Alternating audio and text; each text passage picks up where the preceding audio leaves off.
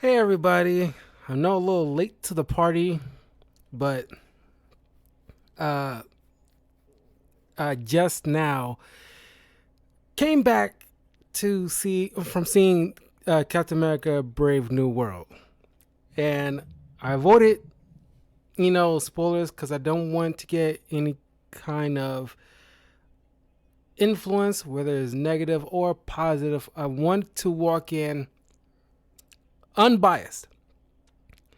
Now, I also want to had to mentally make sure that I don't go in with like low expectations or with any kind of overhypeness because I already had like a preconceived notion like this is not going to be good given for like at least over a year or two where all these reshoots which you can very excuse me very much tell from watching this film and all the taking away certain people that's supposed to have been in this film and taking them out and then adding Juan Carlos Esposito in at the last minute, which you can definitely much tell it.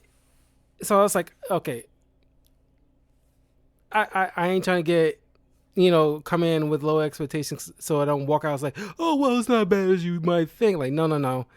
I don't want to go in overwhelmed or underwhelmed. I'm just going whelmed. Just a very matter of factly, whatever it is, it is.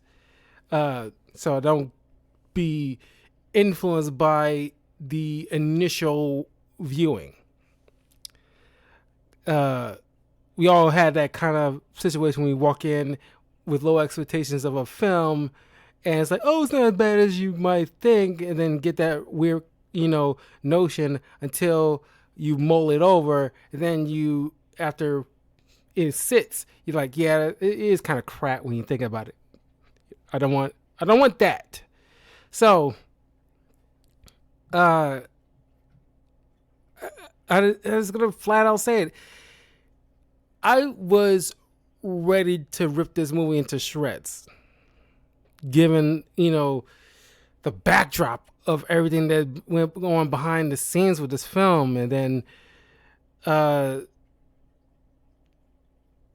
and I think like the reshoots didn't help. One of them had to have some kind of reshoot after the whole presidential attempted assassination last year, and then literally days after they had to go in and do some reshoots of that film because clearly from one of the initial trailers of this film there was like a funeral scene in one of the trailers, so clearly somebody had died, but either it would have to be Ross, which at the assassination attempt on Trump last year wouldn't have been in good taste, and if it was Isaiah Bradley who's in this film, it would have been probably in poor taste as well, given the fact that he was the first black Captain America. It's like, won't look good, bad PR. So you imagine that was completely cut out.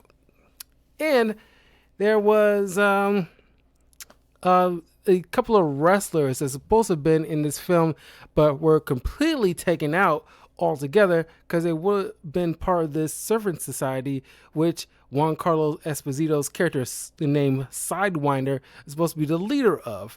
But they completely written out of the entire thing, and Juan Carlo, comes in at the part of the third reshoots, very tacked on. Now, he is still very good. Can't take that away from him. Him and Harrison Ford, it's probably like my favorite parts of this film personally. And then I think I actually like the at least some of the action scenes in this were pretty good. But beyond all that, it's just like very meh. It's okay. It's fine. It's probably the most fine film that you probably ever seen. Because with all these reshoots and everything that went on, and then one of the characters who was part of like a former Black Widow, working as like personal security to Harrison Ford's Thaddeus Ross, who is the president at this point in time in the film, who is supposed to been this uh, Israel Israelite character in the comics. I forgot what the character's name, but she wears like a white suit with the Jewish insignia on it, and given the whole situation with the whole Gaza and everything like that, wouldn't look good in this film, especially when you're trying to promote it and it's being viewed from most of the part of the world. So it's like, yeah, there's a lot going on that this movie, had working against it, and it probably cost like the amount of resources it took, to get this film that we got. It probably cost 2 movies worth to get it all done. And it's honestly probably like a patchwork. And you can even tell that certain characters shooting certain scenes, clearly they probably weren't in the same room half the time. So that had it working against it, which for most people can clearly see it plain as day. So it's like all that adding up, it's sadly, and I do feel a level of pity for this film, because at least half the crap that went on with this film, it didn't deserve the let's just put it frankly, the crap is going to get, which is going to happen because they don't seem to commit to anything. They played it so safe with this film, which I get to a certain extent, because they try to not ruffle any feathers, but you try to appease everybody, you please no one. And I feel bad for Anthony Mackie, because this movie needed to set the stage of who he will need to be, or at least showcase to the audience what kind of Captain America he is going to be. And it didn't give him that moment, mostly because it didn't feel like a Captain America movie. The Winter Soldier film felt like a true political thriller Captain America film. And the reason why that film worked as well as it did, because it isn't unlike the Falcon and Winter Soldier TV show or this film, at least the TV show, I should say, wasn't so preachy or hyper specific about this political leaning and trying to tell you what you should think. The Winter Soldier movie, by and large, was vague enough where most people, no matter where you are in the world or what background you come from, can all pretty much agree about, like, or at least have the discussion about basically holding a gun to the world and call it safety, and that's not safety. And then having Hydra, infiltrating SHIELD in order to, pretty much try again to take over, like they tried to do back in the 40s. And it isn't talking about some kind of any type of political leaning or anything of that sort. This film seems like they can't seem to do that, or at least get the same people, because I'm pretty sure it wasn't the Russo brothers the one who did like the Captain America Winter Soldier. I'm pretty sure it was them.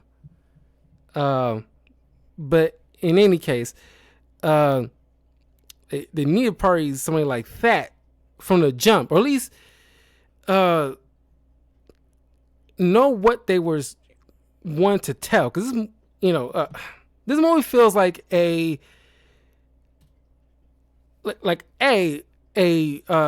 sequel to the 2008 Incredible Hulk film with Edward Norton, because it felt like a Hulk film. It seems like, they wanted to make a Hulk film, but Universal didn't want to give them that right, similar to how like Sony with their little thing with Spider-Man.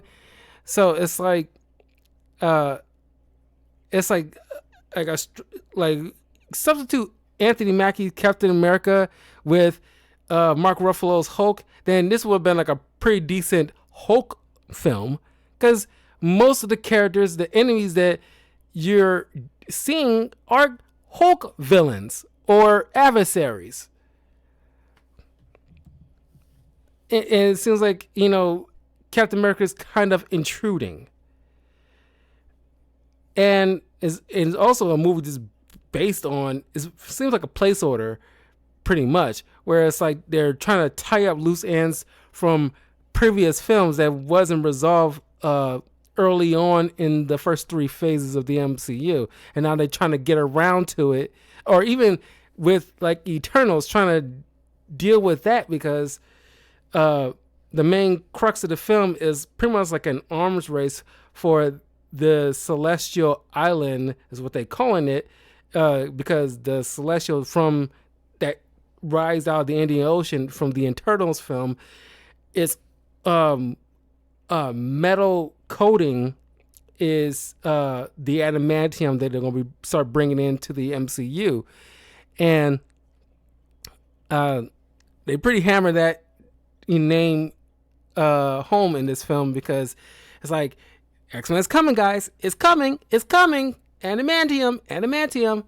I was like, okay, we get it, cool, looking forward to it, don't worry, we'll definitely tune in for that. But I'm thinking to myself, okay, you literally call it Celestial Island. How do you know it's called a Celestial? Because unless you talk to one of the Eternals and they told you what it is, there's no way you could have given this a name that specifically. Now, I could be overthinking it a little bit, but I can't help but think of that moment as during the scene when they're all trying to, like this action scene in the Indian Ocean near the Celestial. And it's like, how do you guys know to call it a Celestial? There's no way you could have known that name. It's not like, the whole xenomorph thing. Like, the xenomorphs don't call themselves xenomorphs because they can't speak, but you come up with a name yourself to give it some type of name. Couldn't just call it alien, it's too vague. But I'm just saying, like, you could have like given it its own name and what you as humans would call it, but only somebody like Celestials or Eternals will know, or even somebody from space, like, any one of the Guardians or Ravagers, they would know to call it a Celestial, because it's a very well-known name from their history, something that humans would not be privy to. I mean, somebody had to tell them what it would have been called. Now, maybe not Eternal, but some alien or someone who's been to space that's still on Earth, or maybe Carol Danvers is, something, and they let them know what this thing is, and that's probably how they know to name it. But I'm filling in blanks, but I shouldn't have to make it make sense. There's no way you should know what it's called specifically. Anyway, so given all that bit of backstory, let me break down like the crux of the film. It is directed by Julius Una, and at least quite a few writers on it. He's coming in trying to, tie together certain things. So, of course, it stars Anthony Mackie as Sam Wilson, Captain America. Danny Ramirez as Joaquin Torres, the new Falcon. Sarah Haas as Ruth Seraph, the former Israeli Black Widow. We got Carl Lumbly as Isaiah Bradley. It's weird you don't get his grandson in this, considering you try to build the Young Avengers too. Kind of decent. He should have some level of a cameo in this. Uh,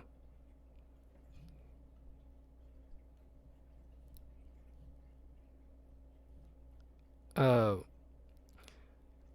yeah, Zosha Rockmore Leela Taylor is a Secret Service agent working closely with President Ross. Which, by the way, like with that funeral scene in that trailer, there was also another image with Taylor and um, Ruth in like guns drawn down some kind of hallway and everything like that, which I'm assuming is on the U.S. Naval ships. And clearly, this Taylor woman is supposed to, as much as we have so much focus on this woman, she clearly has some type of, at least one of the earlier or at least scripts. She probably has some kind of bigger role to play to make us invested in this particular character that we're not seeing, because there's a lot of focus in this with, I would say a lot of focus, but she has some decent amount of screen time, and it's like, why are we so focused on this particular woman? And it's like I don't know, I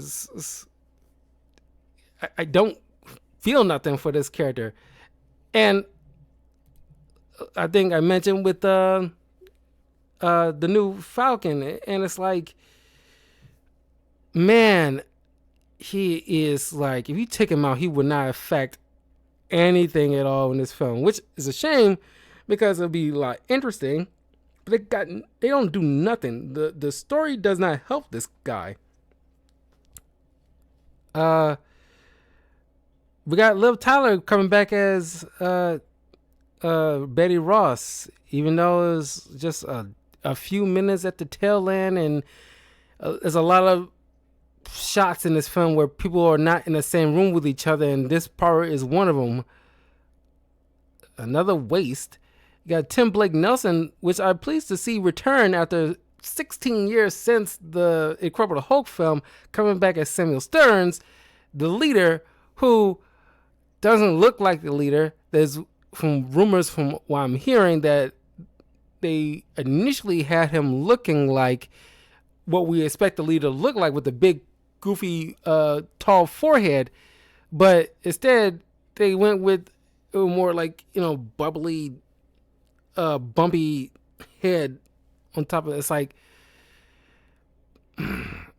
like you got to embrace the comic bookiness of this world, but you're trying to play it serious. Like I said, they trying to try to appease everybody while trying to keep it grounded or serious with political thriller stuff, but also it's still a comic book world, so we gotta do certain things in here to please the comic book fans. But you gotta know your audience, and people coming to see this movie are primarily comic book fans. So yes, you gotta have the leader looking like what we expect the leader to look like in this. That's why I'm saying this is just like a Hulk sequel. They tried to throw in Captain America in. I got Harrison Ford as Thaddeus Ross, taking over the place of the late William Hurt.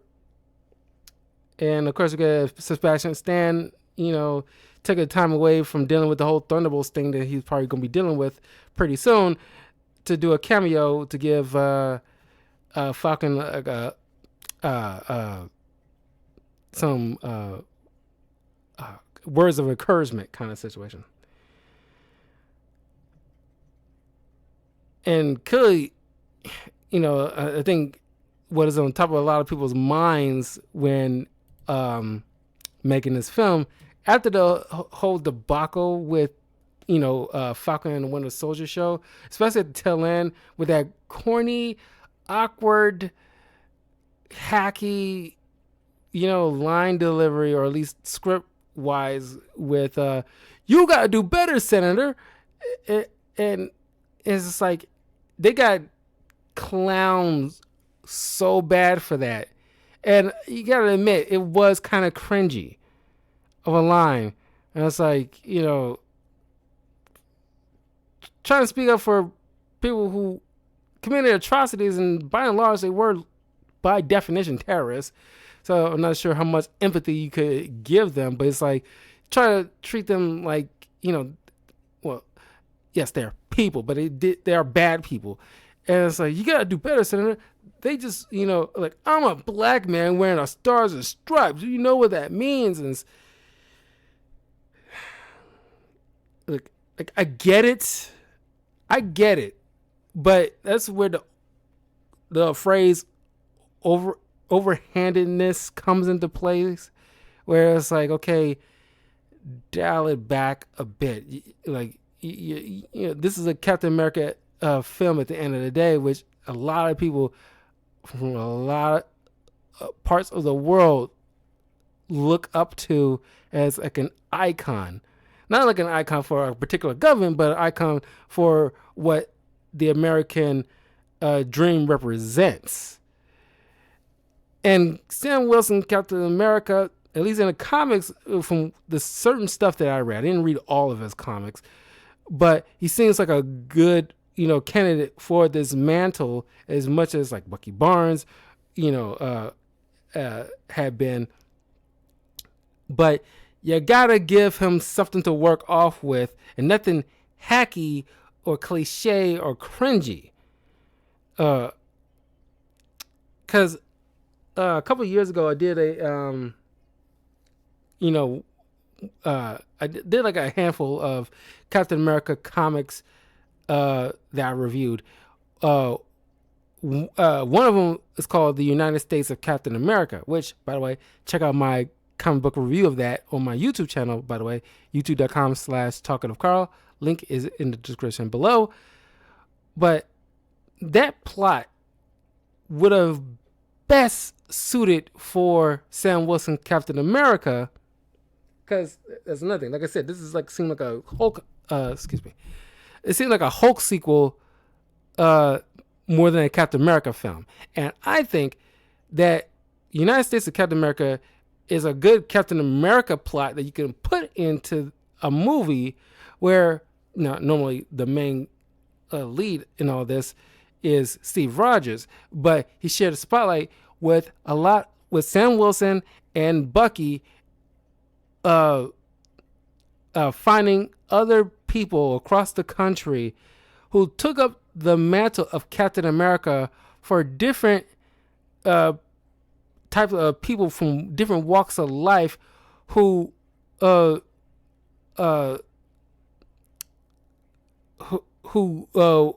found at least why they're what made them get inspired by Captain America and want to do what's right for the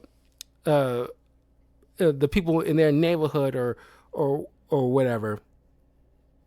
And they, come together to stop these fascist, racist, former Hydra kind of goons. And that would have been an awesome Captain America movie.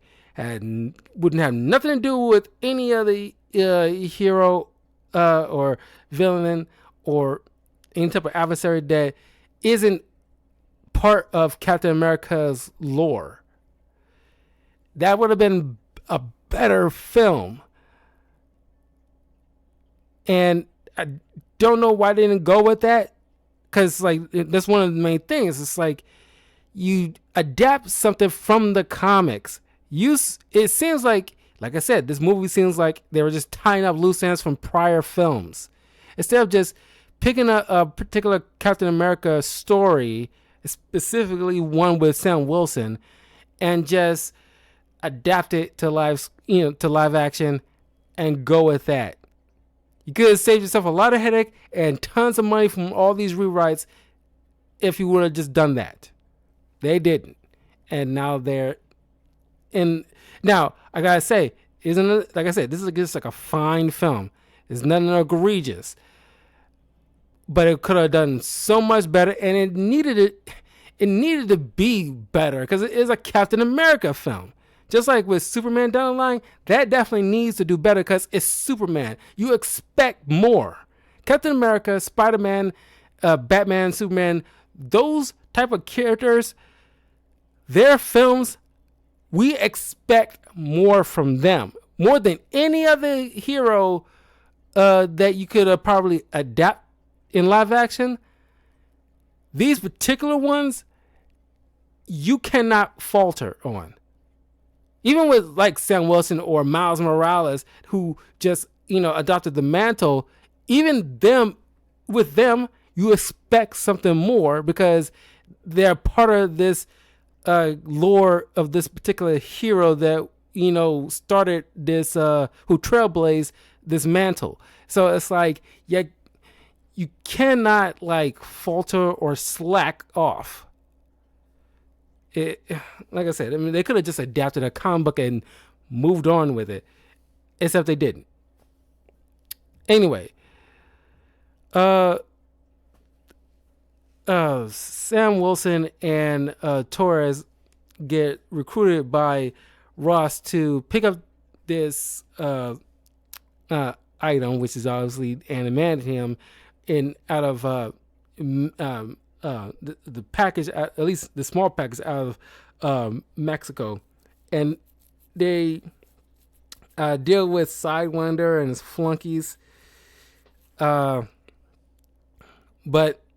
once they get back to the States, Ross brings up the fact that, we actually do need the Avengers. We need to get that picked up back up again, even though you're the one that kind of kicked off this whole Sokovia Accords things that kind of tore the Avengers inside out. But whatever. But he's trying to do this treaty because since the Celestial Island, all the other countries want a piece of it to have, some market for this unique metal. Instead of doing this stupid arms race, they decide, okay, let's just do a treaty so that way everybody could benefit. So they go to this kind of summit, and Ross invites Torres and Wilson to it, and Wilson only comes in the condition, under the condition that Isaiah Bradley comes in as well as his guest, because being the first black Captain America, he deserves the right to be there. So they all go, and Isaiah Bradley and a couple of other people starting to shoot at Ross. Of course, Ross narrowly avoids the assassination attempt. Bradley gets chased down, and then Wilson goes chasing after him. And then all of a sudden, he seemingly comes to his senses, doesn't know what's going on. So now everybody thinking like, oh, this guy must have snapped or something from his years of being experimented on and stuff like that, and finally kind of cracked. But Wilson doesn't believe all that because, there's no way that, after all these years, he decided now to do something. It didn't make any sense to him. So he decides to run an investigation. And given the that Torres looking through the security feeds, and so does Ruth eventually, they notice that, Bradley and a couple other people they caught from this assassination attempt, they at one point looked at their phone and was flashing weirdly, and they realized there was possibly some hypnotic suggestions going on here. Another Manchurian candidate kind of situation. They tracked the signal to this abandoned site called Echo 1, where Wilson and Torres go through the information and notice that, Isaiah Bradley and a couple of people they caught, along with Thaddeus Ross, has dossiers on all of them. And they eventually meet up with Stearns, who doesn't even call himself the leader. And it's like, you're bringing this guy back, which I'm glad they brought back. Now I'm waiting for Justin Hammer, Sam Rockwell to come back now. But you brought back this guy, and he doesn't go by the leader now. By this point, it's like, you doing all this, you might as well go with the name. His iconic villain name. But anyway, he's plotting his revenge on Ross because apparently Ross, after the events of the Incredible Hulk, he, had him arrested without any due process. And given the fact that after the Abomination attack and the gamma blood and ooze into his open wound on his brain or his head, it mutated his brain, so now he's incredibly smart instead of incredibly strong. So Ross used him in order to, we find out later that Ross, had heart problems. He doesn't want to die because he still want to live long enough to mend things with Betty, because she never forgave him after sending the army against Banner, who she, loved. But I guess he didn't care about all that love all that much, because he had got, some weird fling, thanks to Joss Whedon, with Natasha Romanoff, which seems so out of nowhere and didn't feel earned at all and very forced. Still weirded out by that. Anyway, so,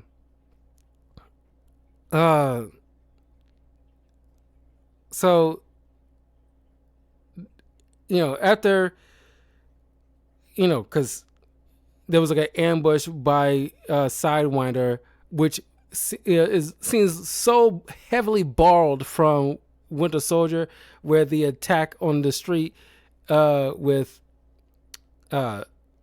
Fury / Winter Soldier, when they getting attacked on the street, that moment seems heavily borrowed from that. It's like you're copying your own stuff at this point now.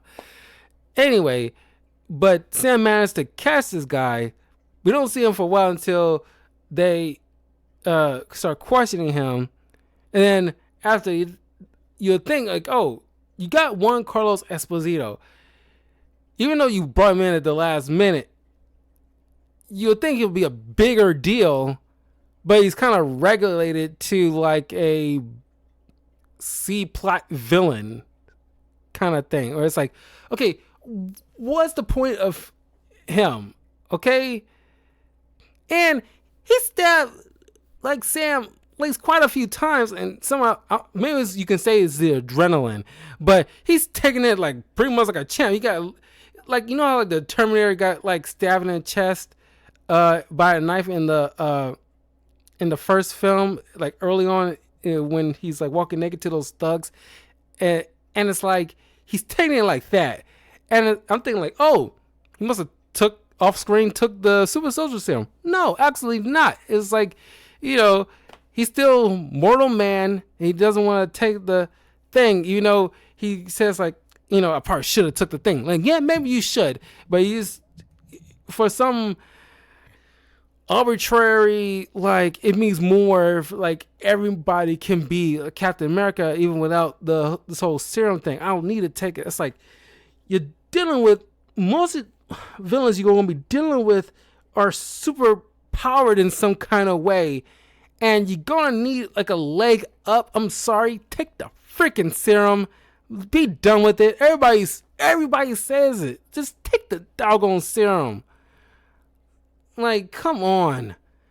Especially when you're moving around, throwing shields in ways that, despite you probably knowing how the angles will work, you shouldn't be able to catch it the way, Cap or Bucky could, because they actually have the serum coursing through their veins. And so they got, it affects their brain, so they can be able to, determine how to throw the thing in such an efficient way.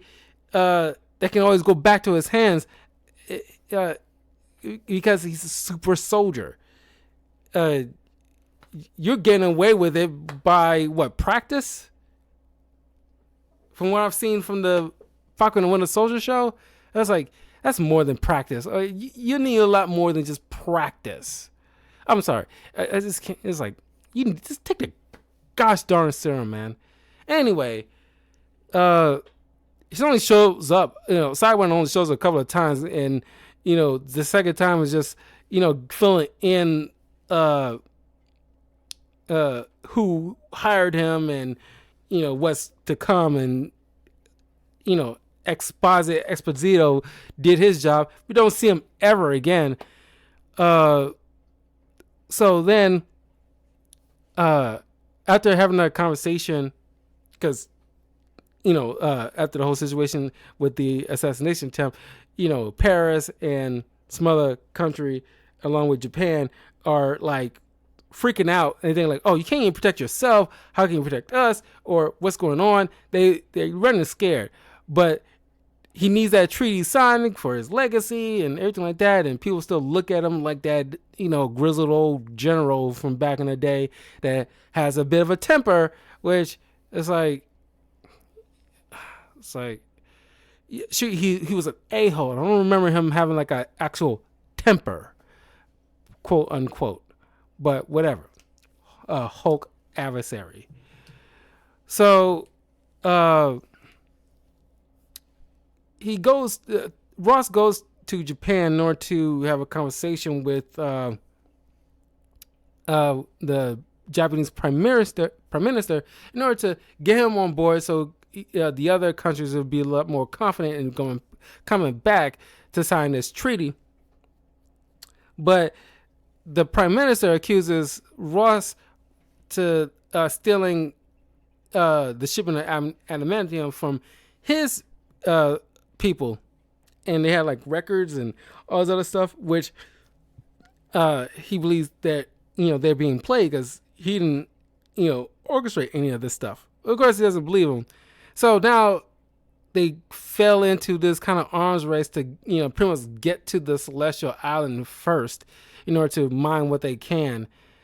But thanks to Stern, who shows up at this admiral's house, kills him and his wife for what reason?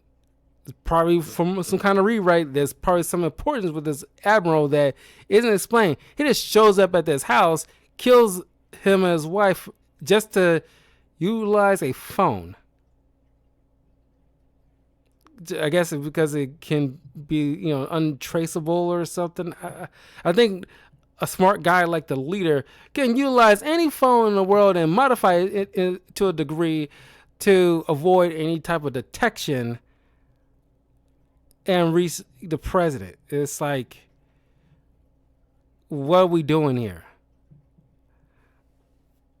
And as I'm showing up places, randomly, like one of the soldiers that was helping Sam track about what the pills are from the lab that they at Echo One, it turns to be like gamma irradiated. And of course, Stern shows up, randomly, kills that guy with some kind of sonic thing. And that soldier guy, apparently he's like some kind of D-list hero with super strength powers given to him by the power broker, who is actually Sharon Carter's is it Sharon Carter or Peggy Carter's niece, Sharon Carter, who took up the whole power broker thing, which is like still hasn't been resolved and it's kind of out of the blue.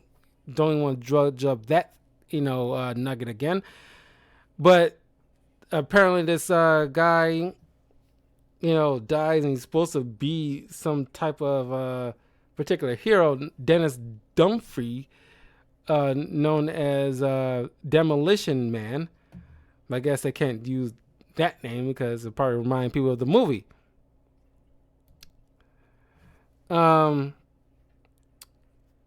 So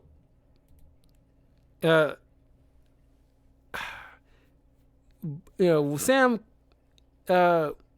goes and Torres and Ruth go on the ship to talk with Ross.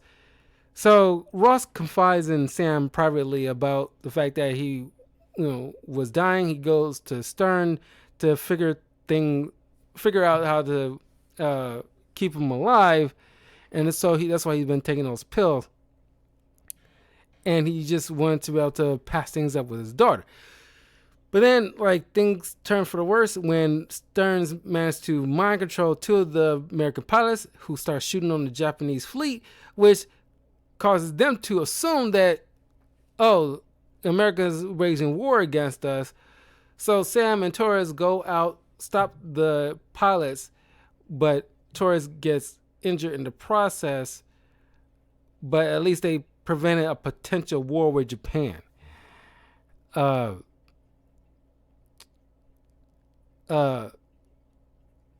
Eventually Bucky shows up to give Sam this pep talk because he doesn't feel like he's, up to filling the shoes of Steve Rogers. And it's like, didn't you kind of hash all that crap out in the TV show? You should get over this hump or insecurity you might be having right now. But whatever. Then Ruth makes some comment about how fine Bucky is, and it's like, and this is where people's complaint a lot of times, because this particular scene, a lot of people is complaining or roll their eyes a lot, and I kind of agree. Where it feels like, okay, Marvel just cannot help themselves with inserting jokes that doesn't need to be there, because certain scenes just need to be serious and let the scene play out like it's serious. Where this, after the pep talk, Sam goes in, or at least Bucky or Sam, they chime in with this crack about, did you rehearse this yourself? Yeah, it felt a little handy at the end. It's like, no, it was pretty good. And it's like, what are we doing? Stop. It's like, come on. You had a nice moment here, and the scene was very well played out. But then you undercut it all with a typical Marvel joke where it doesn't need to insert itself in this particular moment. And then here comes Ruth walking in, making some crack about how hot Bucky is, which a lot of women do find Sebastian Stan hot. I was just like, and that's, is a thing. But, Sam comments like he's 110 years old. I can work with that. Yeah, I guess, age ain't nothing but a number when you're 110 years old, I guess. And you want the guy who looks like Sebastian Stan to rock your cradle, I guess. So here's what it is. But after, Sam just walks out to get some air, here comes Stern to turn himself in. But he had an extra plan, which is to ruin Ross's reputation for good. Since he also helped him, with his brain, calculate ways for him to win the presidency. Because it's all about legacy with this guy. And with the treaty and the presidency, he wants to be like one of the great presidents and stuff like that. But that's why he kept stringing along Stearns, because he wanted the pills, and if he released Stern, he probably won't get the pills anymore. So he kind of reneged on his deal he has. So that's why Stearns is butthurt, reasonably so. So now he triggers Ross, or at least bring Ross to the point of him freaking out and turning into the Red Hulk in front of the press conference he's having in front of the White House. And this brings Sam to come in and try to stop the Red Hulk, which was, again, a lot of people's complaints is the fact that no mortal man, even with a vibranium wingsuit, should be able to tangle with a Hulk-like character. And it's without, at least with any super soldier serum. So of course, Sam's getting bassed around like a ping pong all over the place. And at the very least, he didn't do the whole Black Widow, the sun getting real low thing. At least he didn't do that. Thank God. Because I'm pretty sure that was on a lot of the writers' minds. Like, we could have him do something like that. But it's like a joke already played in Thor Ragnarok. So it was played very funny there. But if you try to do it again, it becomes cringy at that point. And we already got enough cringe to go around this film.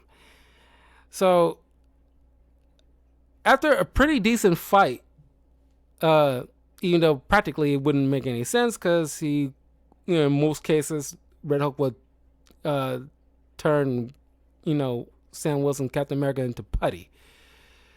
But after the epic fight, Sam manages to calm Ross down, reminding him of Betty and what he did all this for. So he calms down.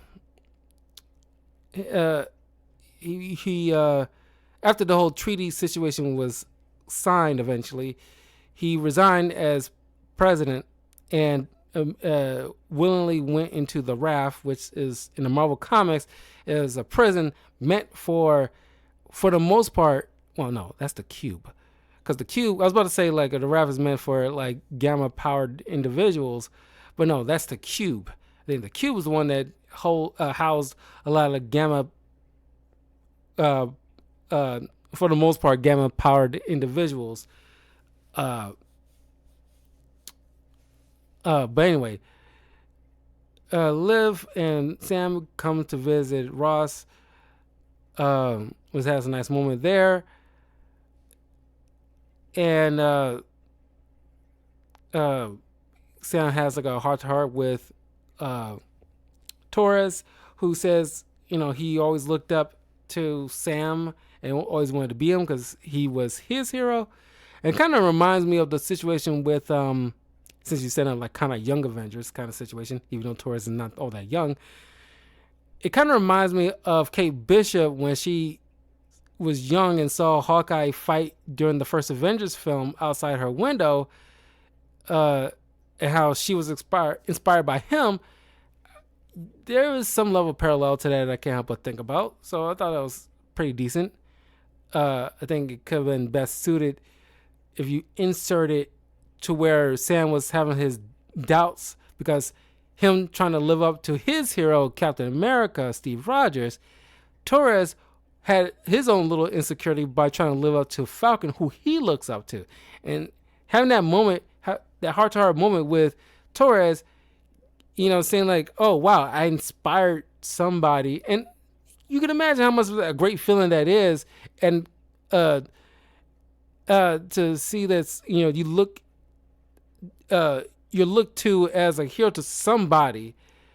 And that should have been like your, added pep talk along with Bucky's little pep talk. Having that to back it up would have given him fuel for his fire in order to take on Red Hulk. Which, by the way, by the end of all this, it seems kind of like, man, this movie doesn't feel complete because it doesn't feel like an epic end fight for a third act. It doesn't feel that way. The whole Red Hulk fight seems like something that would happen in the second act.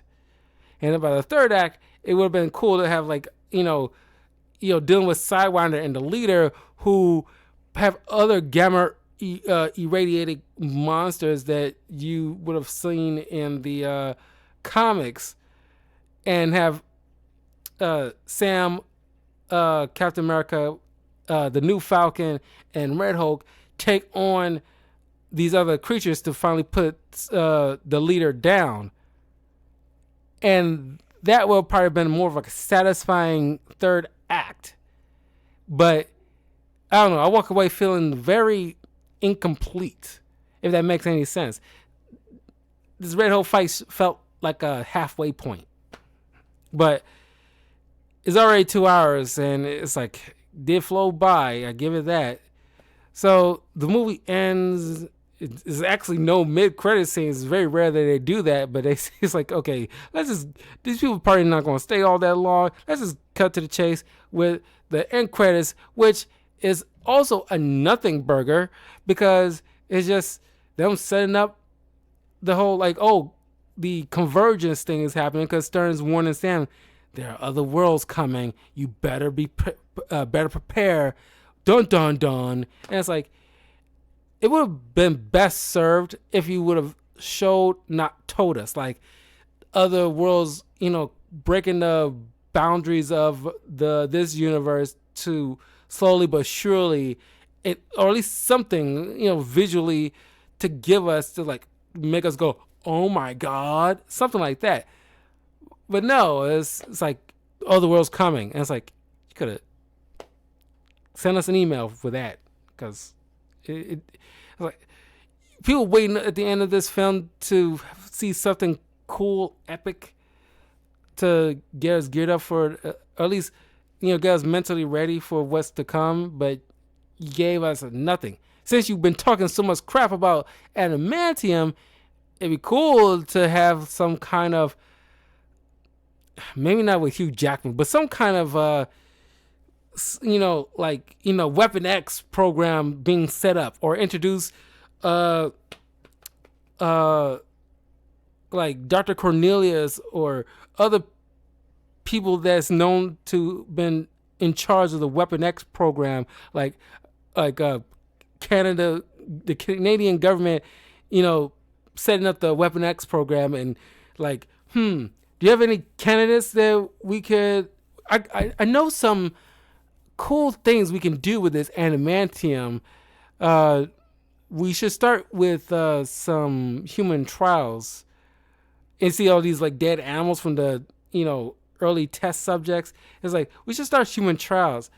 I have at least a good few candidates in mind, and then end it there. That would have been a good, payoff and a good setup for another thing down the line with this whole adamantium stuff. Not this, oh, other worlds are coming. We already know that. That's not new to us. At least that's how I would have had like a good ending, send off. But yeah, I mean, that was Captain America: Brave New World. Like I said, it's fine. Nothing too egregious, nothing too offensive or overly offensive, or super cringy, hand or finger waggy telling you what you should think kind of attitude. None of that stuff. Just very middle of the road, which I think arguably you could say that's probably the best it could hope for, because most people are ready to rip it to shreds. Some are, but for me, it's fine. Letting it go. But it's weird to feel that Thunderbolts, I'm more interested in seeing what they'll do with that, but got more anticipation for Fantastic Four. Captain America seems like, yeah, let's just move along with this. But anyway, I will see you guys tomorrow with a couple of more reviews, and probably playing some more Marvel Rivals, learning some Cloak and Dagger. Anyway, take care, and I will see you guys later. Let me know in the comments below what you guys think of Captain America: Brave New World. Because, like I said, I'm a little late to the party, slightly over a week late. Oh, and by the way, the fact that you released this movie on Valentine's Day, what any part of this movie felt like any level of romance that would justify releasing it on Valentine's Day? At the very least, you could have released it on July at some point to justify, because it makes more sense, because it's a Captain America. Release it near or around, or at least by the end of June, leading up to July, for the 4th of July upcoming week or something like that, to really bring big numbers. Because I think they try to try to repeat the situation with like a combination of Deadpool and Black Panther, because they made major bank during February for two different reasons. Because the first Deadpool movie was a legit good romance film, being a superhero movie, while Black Panther is like did gangbusters because of like Black Panther is like a major black superhero of all time, leader of this massive African country. It was like a huge deal for like black people, especially black Americans, to see something like this.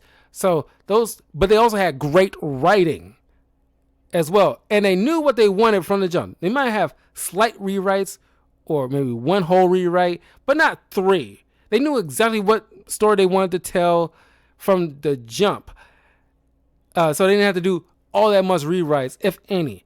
This one didn't know what they wanted to be. That is a big drawback, and what separates this movie from those two.